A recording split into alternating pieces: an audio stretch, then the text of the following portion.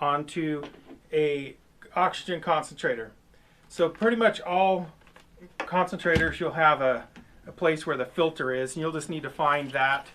That's where the adapters are hidden. So we'll just pop this off, cover, and on the back side here you'll find a little adapter that'll snap back on. Then what you want to do is you're going to get the humidifier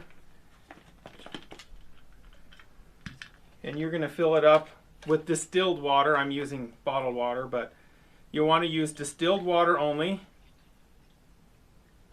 And there's a minimum and a maximum line. Just fill it up to that maximum line. Don't go over the maximum line.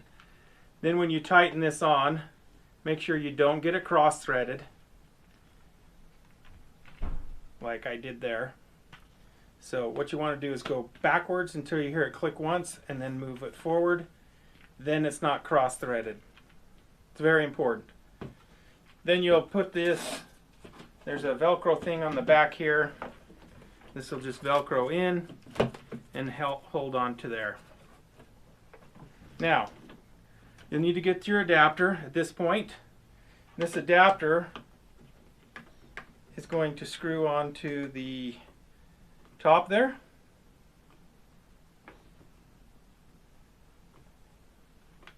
Then this will adapt to here, where the oxygen outlet port is. So if you normally you'd have your tubing hooking onto here, so you're just going to adapt it to come into here and then out here. This time I'm going to go ahead and start the machine. And what you can see is you get bubbles from there and you get the humidity picking up and going through the tube.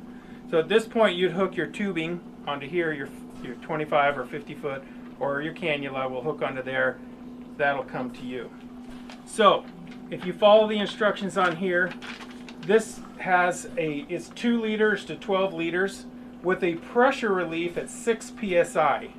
So what you want to do is, there's a little teeny hole on the top of this particular one, but you'll plug this off, watch the pressure on your thing, and then I don't know if you can hear that, but you can hear it, a high-pitched squeal. That means we got pressure. What I like to do generally is turn it up higher while I'm testing. Plug it off. Watch the pressure gauge drop. And then you should hear the whistle.